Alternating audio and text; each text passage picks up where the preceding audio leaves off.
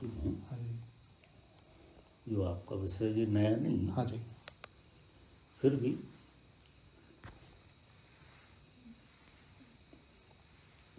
जो सत्य है जीवन में, जो सत्य है वो बिना प्रयास किए, और जो झूठ है जो शाश्वत नहीं है, जो शाश्वत नहीं है वो को प्रयास करना पड़ता है, क्योंकि वो शाश्वत नहीं है तो उसे अर्जन करना पड़ता है। झूठ को, सत्य को अर्जन नहीं करना पड़ता है, सिर्फ उघाड़ना, अर्जन नहीं करना। जब अर्जन नहीं करना है तो ये पहले ही मान कर चलो कि सत्य को हम अर्जित नहीं कर सकते। अब हम क्या है कि काम को करते हैं और उसकी उपलब्धि को देखते हैं कि काम किया तो उपलब्धि हुई, तो हमारा इस तत्व पर जोर बहुत ज़्यादा रहता है, कर्ता बुद्धि पर बहुत ज़्यादा रहता है। और कर्ता बुद्धि की इतनी ज़ोर से आदत पड़ी है, इतनी ज़ोर से आदत पड़ी है कि हम धर्म को भी कर्ता बुद्धि से हल करना चाहते हैं। और जब कोई ऋषि मुनि कोई बात करता है, कहता है कि आप एक करो, तो फिर आप करने में लग जाते हो। वो कर्ता बुद्धि से वो हल होता नहीं, बिल्कुल हल नहीं होता है। कर्ता बुद्धि इसमें काम में आती नहीं। अब तुम्हारा ये क्या दृष्टा भाव जो है हमारे अंदर सोया हुआ है, क्योंकि हमें दृष्टा की जरूरत नहीं पड़ी।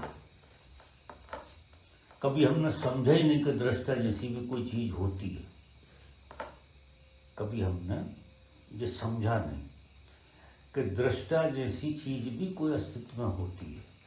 हमने, हमारी जो समझ है, जिस ढंग से हम जिए हैं, तो उसमें तो हमने ये माना है कि कर्ता बुद्धि ही जीवन का परम धर्म है। कर्म करते जाओ, बस करते जाओ, करते जाओ कर्म। लेकिन इसी कर्म में, जो कर्म कर रहे हो, इसी कर्म में दृष्टा भाव को अगर उघाड़ना है तो इसी कर्म में, जो कर्म कर रहे हो, पहली चीज तो ये है कि फल की इच्छा छोड़ दो, कर्म का आनंद लो। फल की इच्छा बिल्कुल छोड़ दो। मगर आदत क्या पड़ी है, कर्म करने के पहले फल गिन लेते हैं, गिन लेते हैं कि नहीं कर्म के पहले, क्योंकि ये कोई दो तत्व नहीं है, कर्ता और साक्षी एक ही ऊर्जा है, एक ही ऊर्जा, एक ही ऊर्जा के डिफरेंट डायमेंशन है। तो अगर फल गया तो कर्ता कमजोर पड़ जाएगा। कर्ता का रस फल में है, क्रिया में कम। कर्ता का क्रिया जो है ना वो प्रकृति दत्त है। जैसे क्रिया ऐसी है, जैसे सांस चल रही है, उसमें आप क्या कर रहे हैं? अब शरीर में जितनी क्रियाएं हो रही हैं उसमें तुम कुछ कर रहे हो कि सब अपने आप हो रही? सब अपने आप हो रही हैं कि नहीं? क्योंकि क्रिया प्रकृति का गुण धर्म है। तुम प्रकृति में आए तो तुम खा रहे हो, पी रहे हो, इंद्रियों को जी रहे हो, संगीत जी रहे हो, देख रहे हो, ये सब कुछ कर रहे हो। ये इंद्रियों का स्वभाव है, प्रकृति दत्त, कि वो उनसे ऐसा हो रहा है। देखना हो रहा, सुनना हो रहा है, बोलना हो रहा है, चलना हो रहा है, उठना हो रहा, बैठना हो रहा है। ये जो हो रही वाली जो चीज है, अगर तुम्हें समझ में आ गई तो दृष्टा आ जाएगा। तो वो आएगी कैसे? फल की इच्छा बिल्कुल खत्म करो।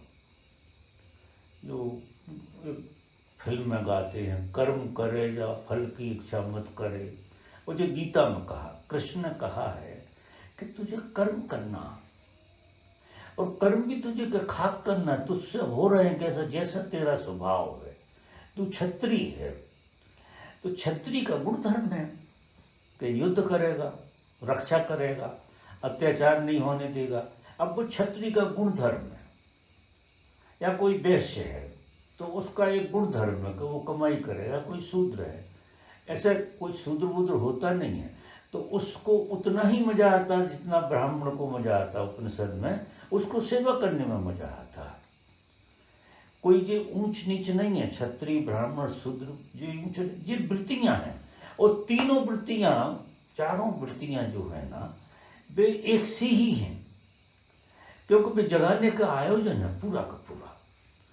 तो सेवा बिना फल के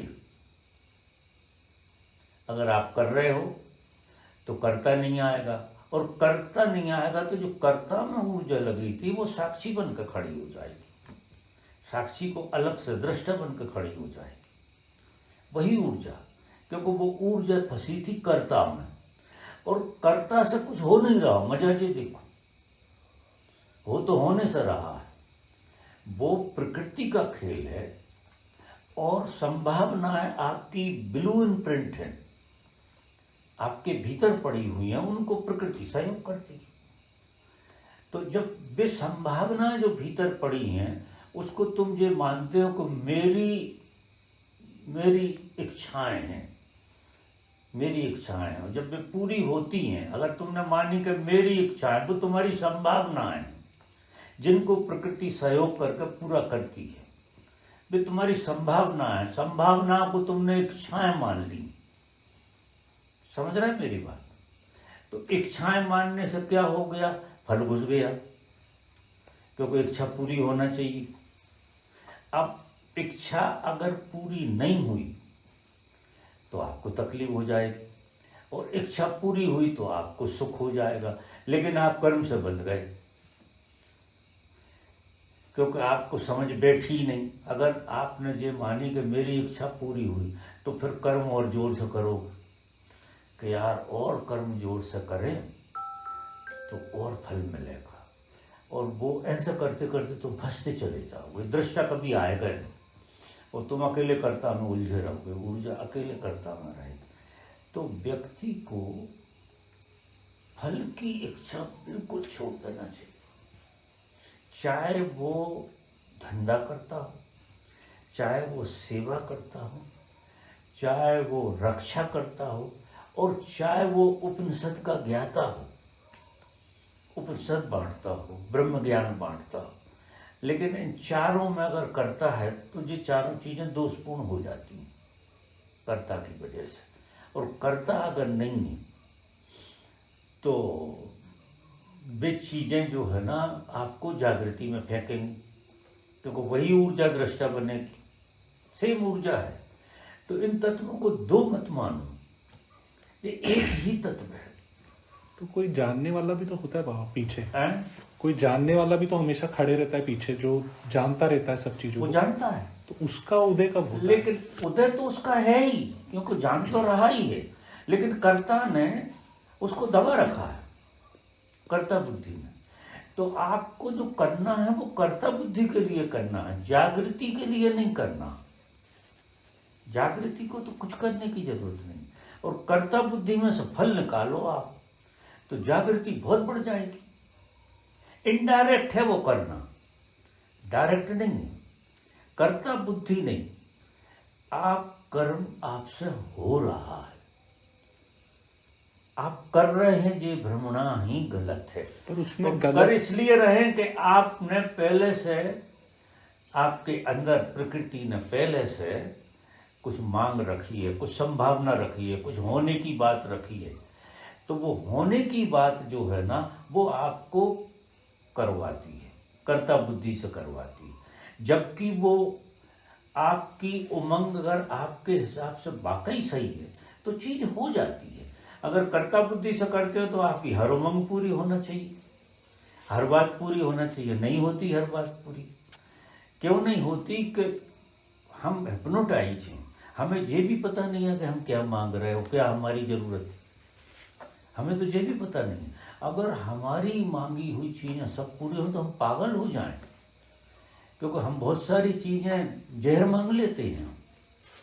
वो प्रकृति की इतनी करुणा है कि वो आपकी क्रिया के द्वारा भी वही फल देती है जो तुम्हें तुम्हारे जीवन में सहयोगी है, और वो फल नहीं देती वो।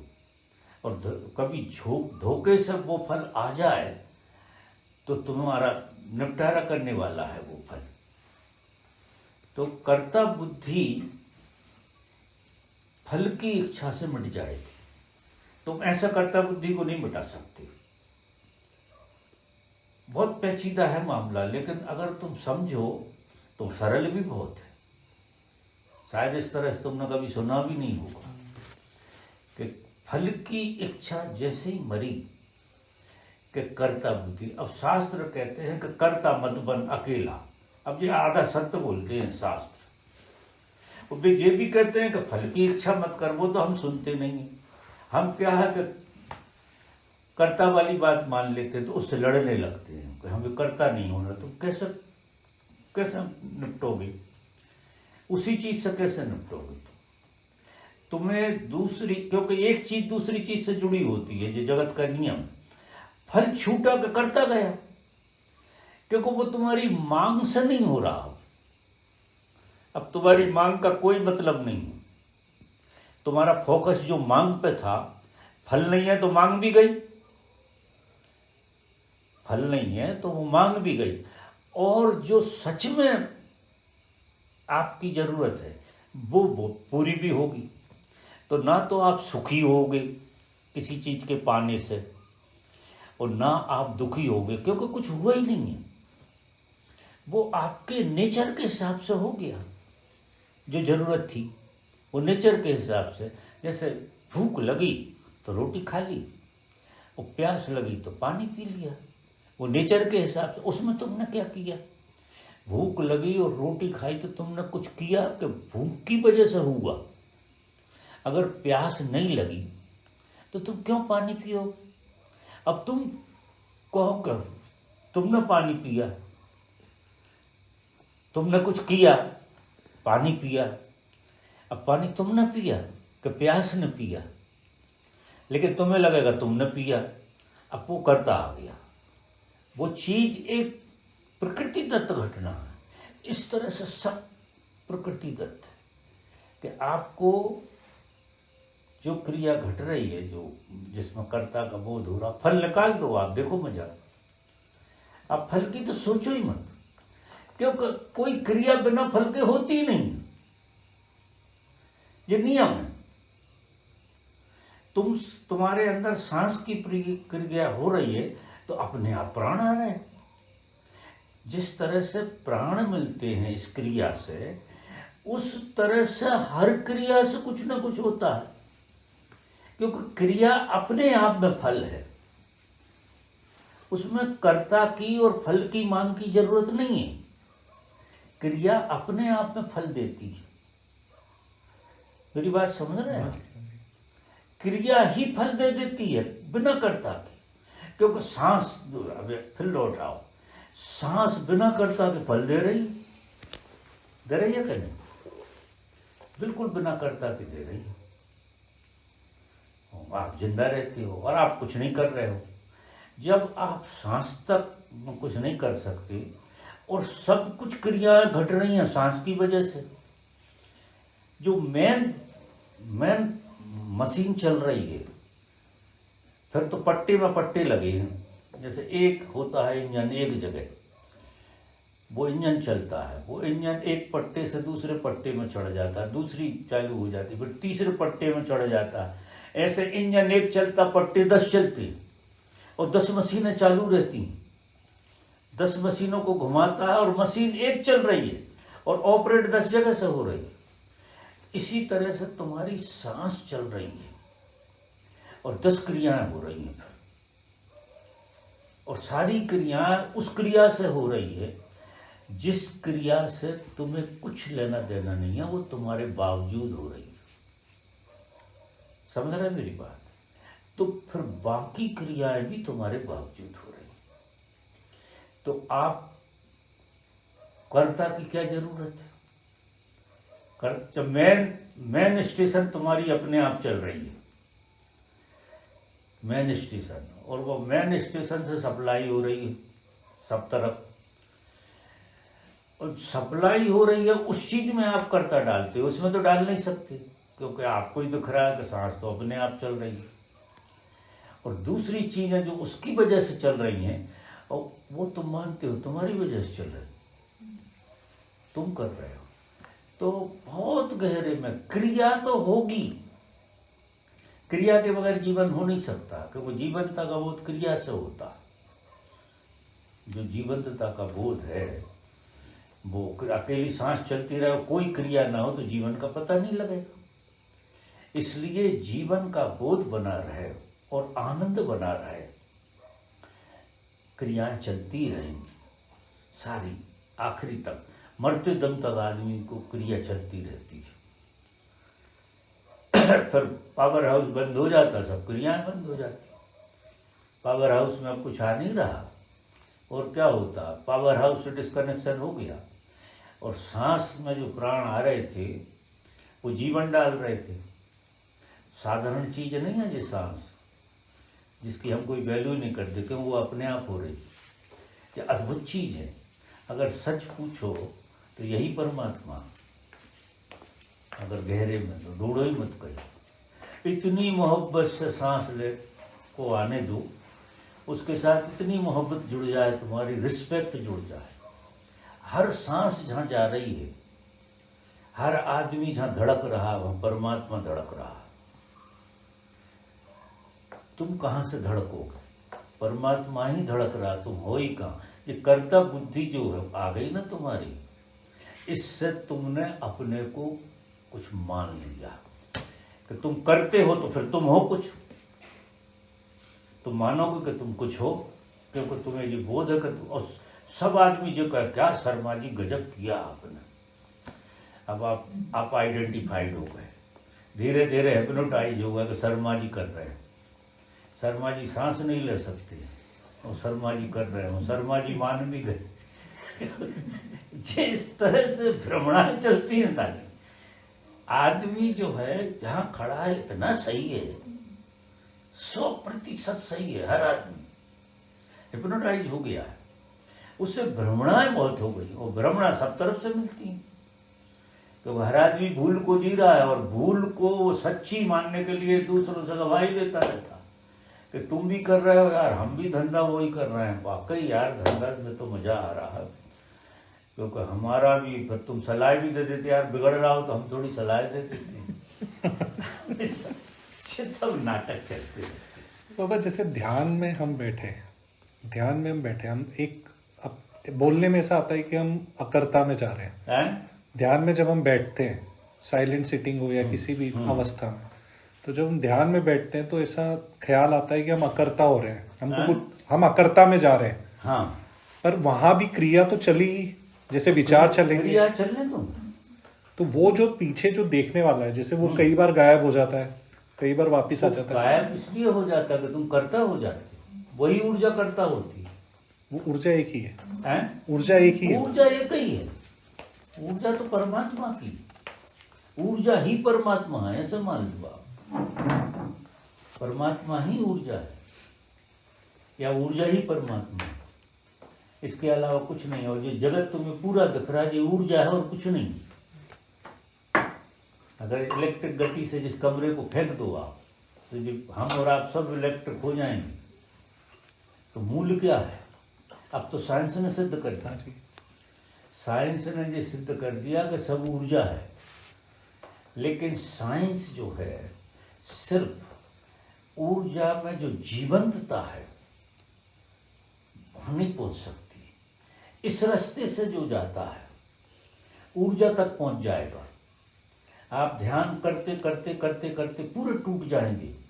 ये शरीर जो करते हो दिखेगा, आपका जो भीतर का शरीर है, जो एनर्जी बॉडी है, ये बॉडी पे तो जी खोल लगी है जिसको हम सच मानते हैं, और जो सच जो है वो आपकी एनर्जी बॉडी है।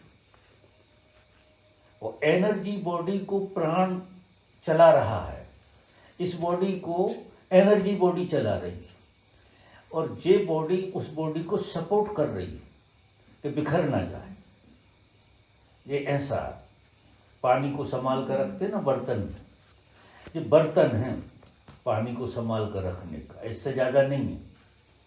बहुत हिप्नोटाइज हो जाते हैं लोग, एक दूसरे का रूप देखा, रंग देखा, ढंग देखा, सारी खोल है, इससे ज़्यादा कुछ है नहीं। और खोल भी ऊर्जा की सघन रूप है, उसी ऊर्जा का सघन रूप हो गया, वो उसकी खोल हो गई, वो उसके सपोर्ट कर रही, ये भी उसमें मेल्ट हो जाएगी। जो उस तरह से मेल्ट नहीं होती तो आग लगा देती, आग लगा देते तो क्या हो जाता है, एनर्जी एनर्जी में चली जाती है, और फिर और राख जो हो जाती है वो मट्टी बन जाती है। अगर साइंटिस्ट को राख दे दो तो उसे भी तोड़ दे, उसमें से वो इलेक्ट्रिक बना देगा, क्योंकि हर अणु टूटता चला जाता है। कोई चीज़ यहाँ ऐसी नहीं है जो टूट ना सके।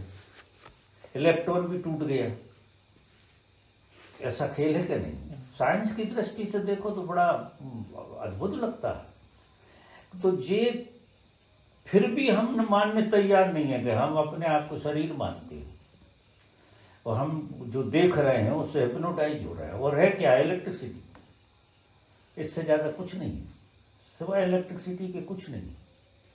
इसलिए वो इलेक्ट्रिक की उसमें जला दो तो इतनी सी हो जाएगी राख, और उसे साइंटिस्ट दे दो तो वो एनर्जी हो जाएगी। अब बचा क्या? तो मूल में जो हमें संसार दिखाई दे रहा है, ये क्या है? ये इलेक्ट्रिसिटी का सघन रूप है, ऐसे मानिए। और इसमें जो जीवंतता है वो परमात्मा की है। इलेक्ट्रिसिटी में जो जीवंतता है उसका नाम है परमात्मा। तो साइंटिस्ट कहां तक जाते हैं? इलेक्ट्रिसिटी तक। उसकी जीवंतता में नहीं जाते। जीवंतता में सिर्फ ह्यूमन बीइंग जा सकता है अकेला। कि अब इलेक्ट्रिसिटी में तुम जीवंत हो जाओ, जैसे तुम ध्यान करते हो, तुम्हें अनुभव होते हैं कि ऊर्जा उठ रही है, गति कर रही हो, बिल्कुल तुम फैलते चले जा रहे हो, आसमान की तरह हो गए तुम। तो इस शरीर का जो पकड़ थी, उस शरीर को, जो शरीर जो पकड़े हुए था, वो थोड़ा सा पकड़ छूट गई, क्योंकि वो इस शरीर को क्रॉस कर गया।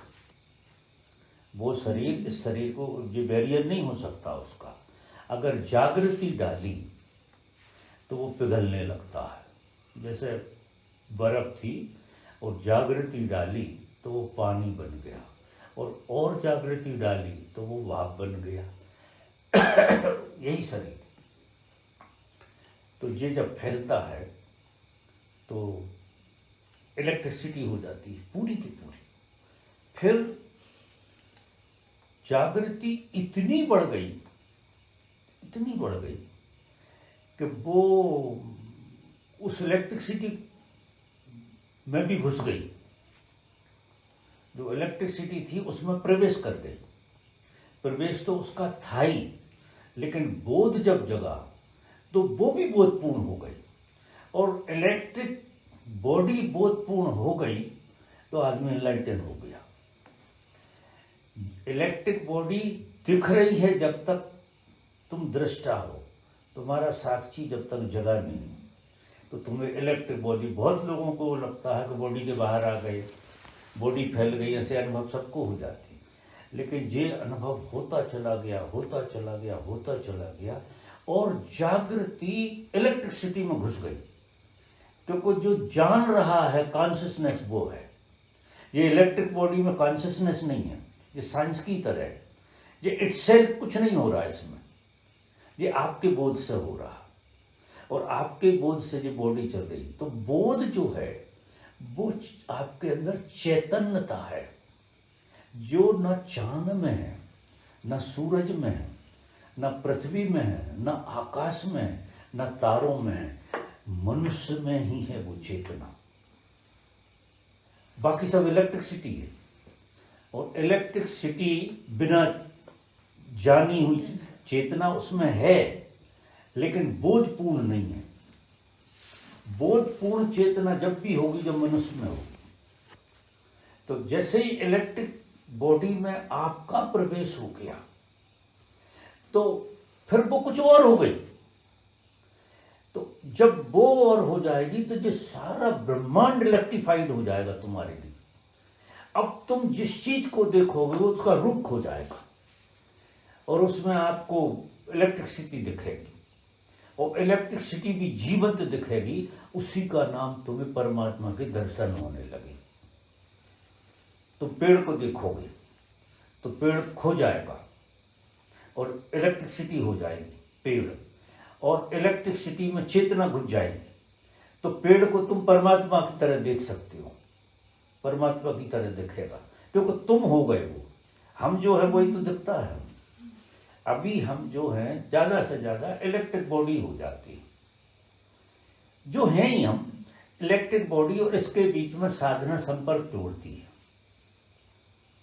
दोनों में, और जागृति बढ़ती चली गई, बढ़ती चली गई, बढ़ती चले गई, तो ये इलेक्ट्रिक बॉडी एक दिन एकदम फ्री हो जाएगी, बिल्कुल इससे कनेक्शन रहेगा ही नहीं, एकदम फ्री हो जाएगी, और एकदम फ्री हो जाएगी तो कॉन्शियस हो जाएगी। जब तक इससे जुड़ी हुई है तब तक वो है तो सही, लेकिन कॉन्शियस नहीं है, तो उसको होने का बोध हो जाएगा कि मैं कुछ हूं, ऐसा बोध हो जाएगा। वो कुछ हिस्सा उसका जागृत है, जो देख रहा है, उसी को चेतना कहते हैं। कुछ हिस्सा है, लेकिन पूरा हिस्सा अंधेरे में पड़ा है।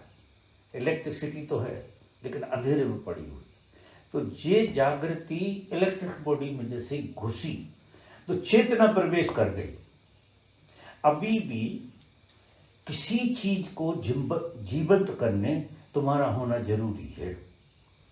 नहीं, कोई चीज जीवंत नहीं है, इलेक्ट्रिक है केवल, लेकिन थोड़ा सा तुम बोध डालते हो तो वो जीवंत लगती है, जीवंत हो जाती है और मीनिंगफुल हो जाती है। अगर तुम नहीं हो तो उस पेड़ को थोड़ी पता है कि वो पेड़ है, उसको पेड़ के होने का बोध भी तुम ही कराते हो। तुम्हारी वजह से वो पेड़ है ऐसा मानो। अगर कोई आदमी ना हो तो पेड़ पेड़ होगा, पेड़ पेड़ न चांद चांद होगा, न तारे तारे होंगे, क्योंकि ना तो चांद है न तारा है, सब इलेक्ट्रिसिटी है। और इलेक्ट्रिसिटी अनकॉन्शियस, वो बॉडी इलेक्ट्रिक बॉडी है वो। अगर सब चीजों को देखो तो ये सब इलेक्ट्रिक बॉडी है।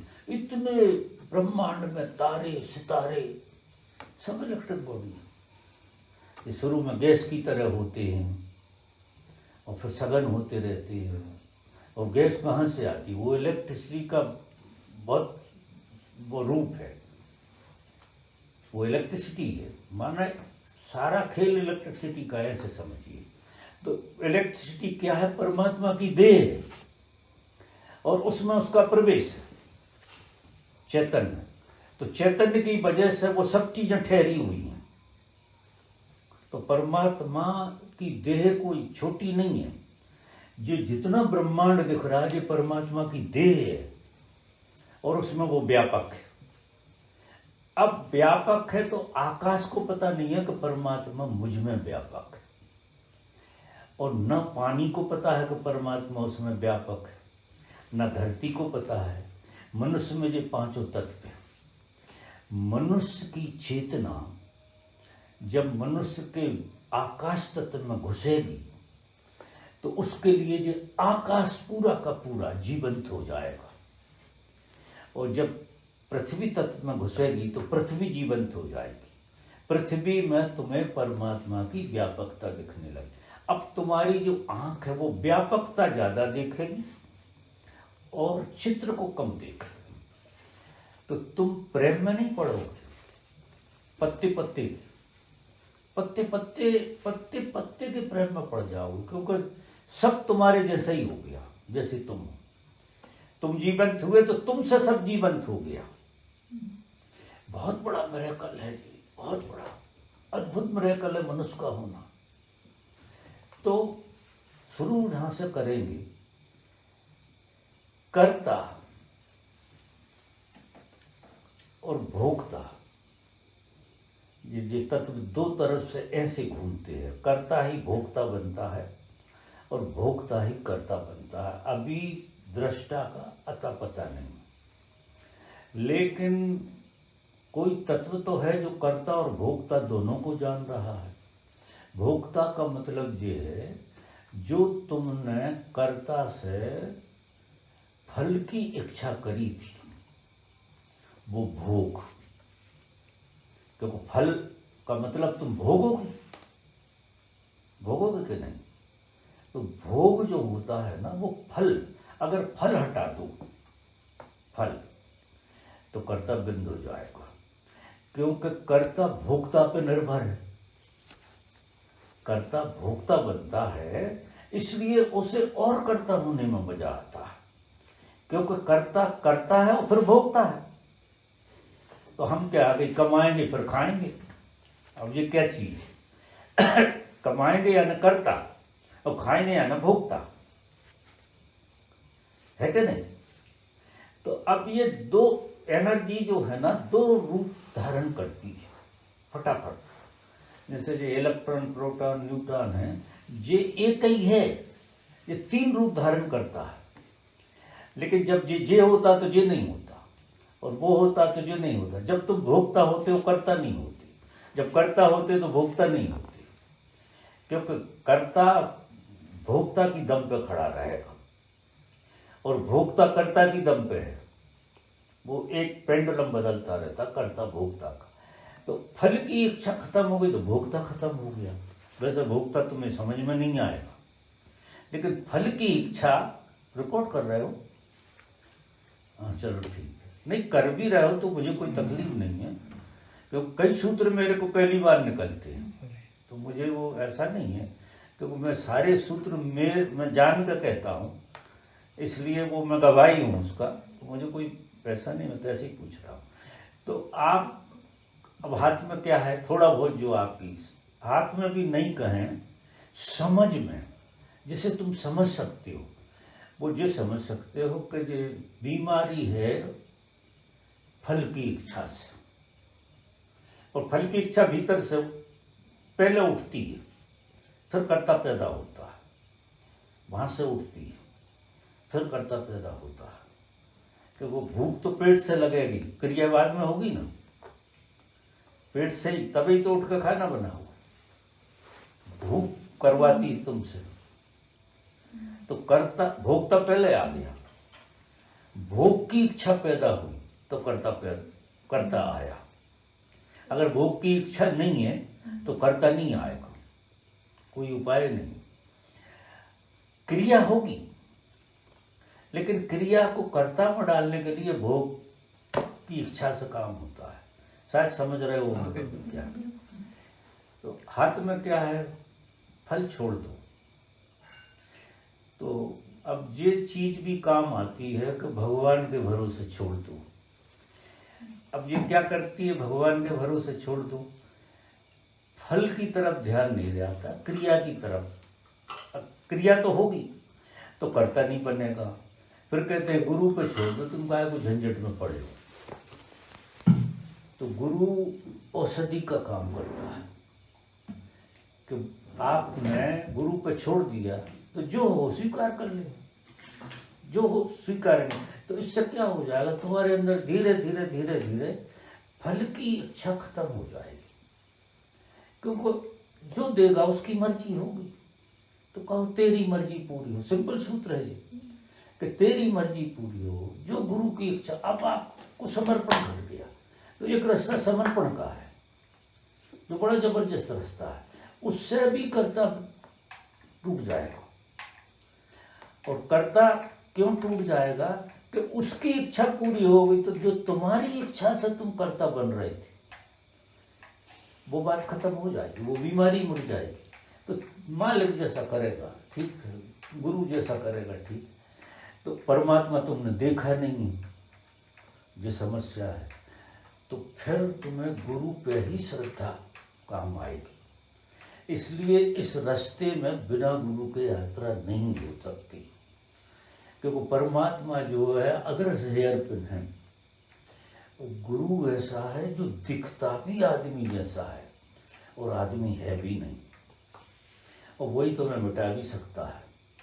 तो जो आदमी जैसा है और आदमी है नहीं, है कोई और।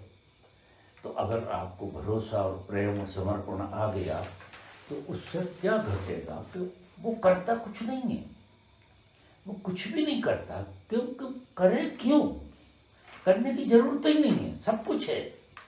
भूल हो रही है सब। तो भोक्ता की वृत्ति खत्म हो गई, फल की वृत्ति खत्म हो गई, कर्ता विदा हो गया। और कर्ता विदा हुआ तो साक्षी आ गया, और साक्षी आया तो विवेक आ गया, और चीजें साफ साफ दिखने लगी।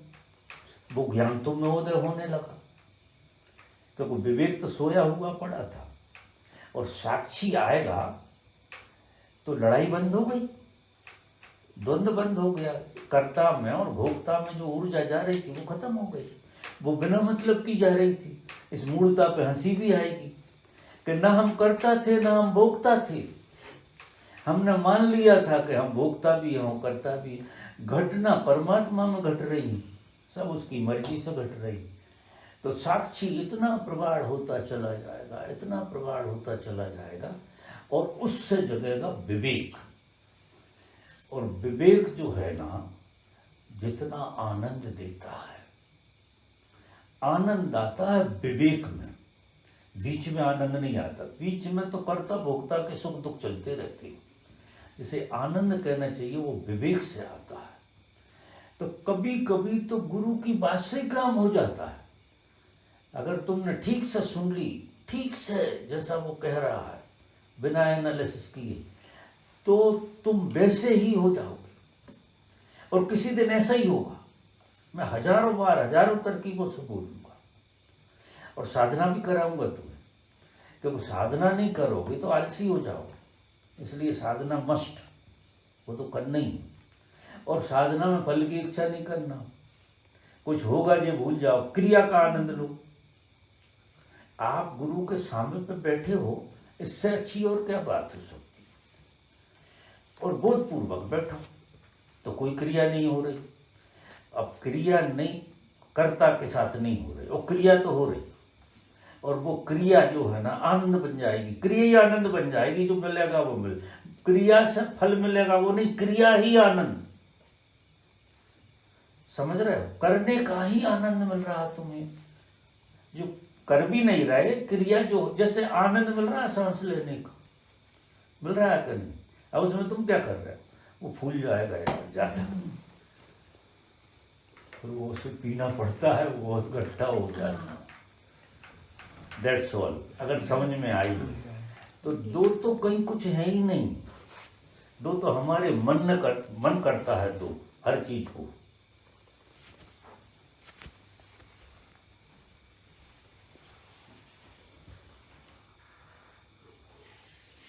पानी ठंडा है गर्म है, तो रहेगा तो पानी चाहे गर्म हो चाहे ठंडा हो, है क्या नहीं। रूप बदलता है, सब रूप बदल, गुणधर्म बदल जाते हैं। गर्म पानी के गुणधर्म अलग हैं और ठंडे पानी के गुणधर्म अलग हो जाएंगे, लेकिन पानी तो गर्म भी पानी है और ठंडा भी पानी है, दोनों में H2O ही है।